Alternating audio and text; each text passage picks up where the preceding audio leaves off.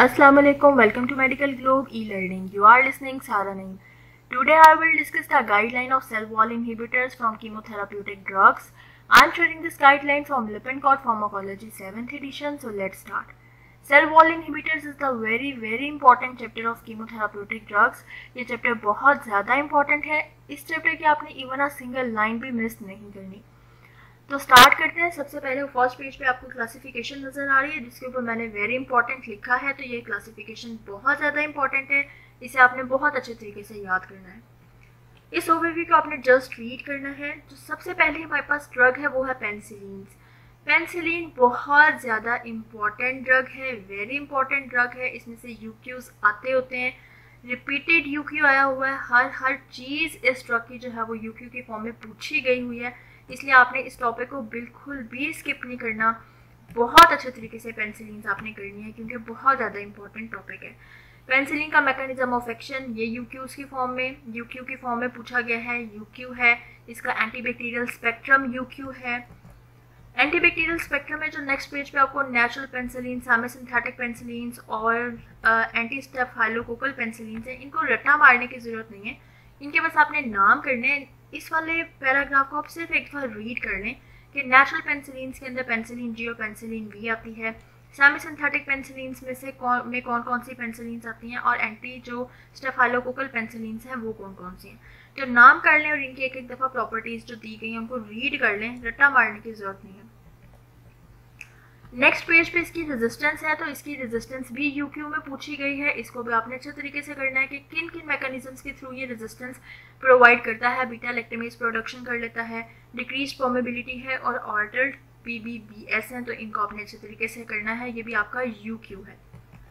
फिर हम आते हैं नेक्स्ट पेज पे. इस पेज पे आपको एक फिगर नज़र आ रही है. लिपिनकॉट में इस तरह की फिगर्स जहाँ भी बनी होंगी उनको आपने लाजमी देखना होता है क्योंकि इनमें से MCQs बन जाते हैं. और जो डायग्रामेटिक फॉर्म्स में या इस तरह के बॉक्सेस में हमें जो चीज़ें पढ़ने को मिलती हैं वो हमारी मेमोरी में स्टोर रहती हैं, वो हमें याद रह जाती हैं बजाय इसके जो पैराग्राफ में चीज़ें लिखी होती हैं. तो जैसे यहाँ पे घनोरिया है, तो घनोरिया में इन्होंने बताया हुआ है कि हम सेफ्ट्राक्सोन यूज़ करते हैं, तो ये इसका MCQ है, ये आपने देख लेना है. इसी तरह सेफेलिक्स की जो ड्रग ऑफ चॉइस है वो पेनिसिलिन है, जिसकी ड्रग ऑफ चॉइस है. इसी तरह जो न्यूमोकोकल इन्फेक्शंस हैं उनके अंदर भी हम जो है पेनिसिलिन जी देते हैं, तो ये आपने इनको अच्छी तरह से देख लेना है. देन हमारे पास फार्माकोकाइनेटिक्स आ जाती है. फार्माकोकाइनेटिक्स को रट्टा मारने की ज़रूरत नहीं होती, इन्हें बस एक हमने देखना होता है कि हम किस फॉर्म में इसको देते हैं, इसका रूट ऑफ एडमिनिस्ट्रेशन क्या होता है, एब्जॉर्प्शन कैसे होती है, डिस्ट्रीब्यूशन कैसे होती है. तो इसको आपने अच्छी तरह से एक बार रीड कर लेना है. नेक्स्ट जो चीज़ हमारे पास इंपॉर्टेंट है और जो यूक्यूज़ में पूछी जाती है वो है एडवर्स रिएक्शंस. कीमोथेरेपी में ड्रग्स के जो एडवर्स इफेक्ट्स हैं वो बहुत ज़्यादा इंपॉर्टेंट होते हैं. तो पेनिसिलिन के भी एडवर्स इफेक्ट्स बहुत ज़्यादा इंपॉर्टेंट हैं और रिपीटेड यूक्यू में पूछे गए हैं. जो सबसे ज़्यादा इसका एडवर्स इफेक्ट इंपॉर्टेंट होता है वो हाइपर सेंसिटिविटी होता है. ये हाइपर सेंसिटिविटी रिएक्शंस कॉज करा देती है, बाकी डायरिया करा देता है, नेफ्राइटिस और न्यूरोटॉक्सिसिटी. तो ये आपने सब एज इट इज़ याद करने हैं. एडवर्स इफेक्ट्स की जो आगे ये डिटेल दी होती है ये करने की ज़रूरत नहीं होती, इसको आप एक दफ़ा बस रीड कर लें. बाकी जब भी एडवर्स इफेक्ट्स का क्वेश्चन आता है तो इनूमिरेट आता है, तो आपने इनूमिरेट करना होता है. तो आप सिर्फ नाम याद कर लें कि इसके ये एडवर्स इफेक्ट्स होते हैं, पूरी डिटेल करने की ज़रूरत नहीं है. ये डिटेल को आपने जस्ट एक दफ़ा रीड करना है, रट्टा नहीं मारना, ना ही आपने लिखनी होती हैं. एडवर्स इफेक्ट्स के सिर्फ नाम लिखने होते हैं. नेक्स्ट इस चैप्टर की सेकेंड इंपॉर्टेंट ड्रग है वो है सेफेलोस्पोरिन्स. ये भी बहुत ज़्यादा इंपॉर्टेंट ड्रग है. इस ड्रग की भी ईच एंड एवरीथिंग इंपॉर्टेंट है. इस ड्रग को भी आपने बहुत अच्छे तरीके से करना है. तो सबसे पहले इसका एंटीबैक्टीरियल स्पेक्ट्रम आ जाता है, ये भी यूक्यू में पूछा जाता है, इसे आपने बहुत अच्छे तरीके से करना है. फिर हम आते हैं नेक्स्ट पेज पे. यहाँ पे इसका रेजिस्टेंस दी गई है, वो आपने अच्छे से करनी है. फार्माकोकाइनेटिक्स को आपने रीड कर लेना है जैसे मैंने आपको पहले बताया.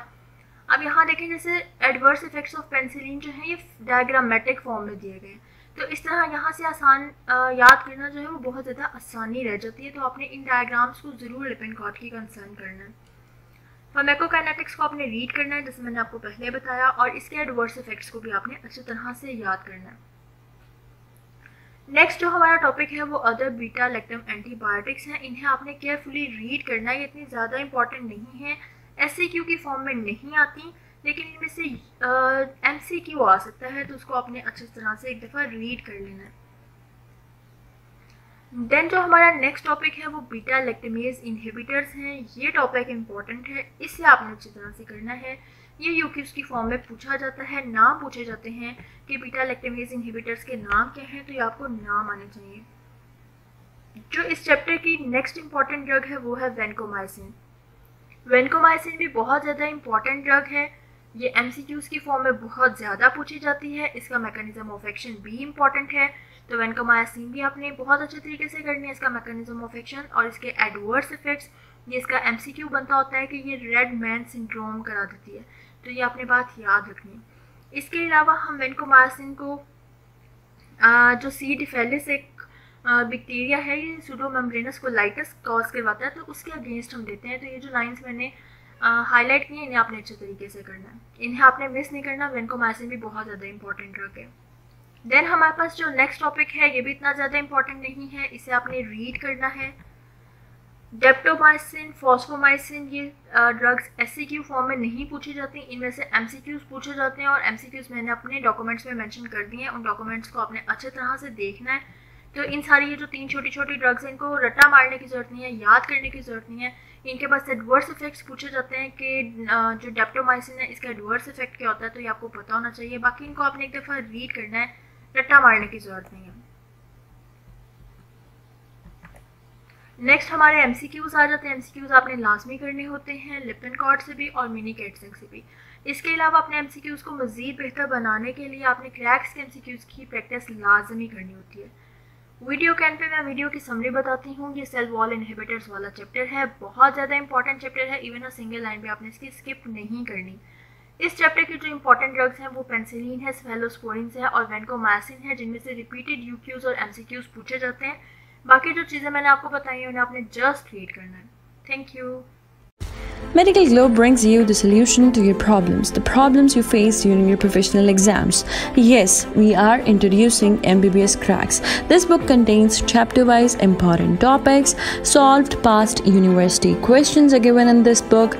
Chapter pearls are given to help you ace your MCQs exams. Besides this, forensic summaries are added and important pictures from Big Robins and OSPI pictures in high resolution are added to help you ace your OSPI exams.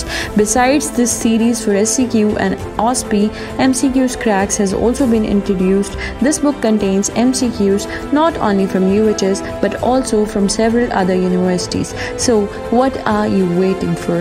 Get your book ordered online at a given number, that is 0335 6633 007, and I promise you that you won't regret purchasing this.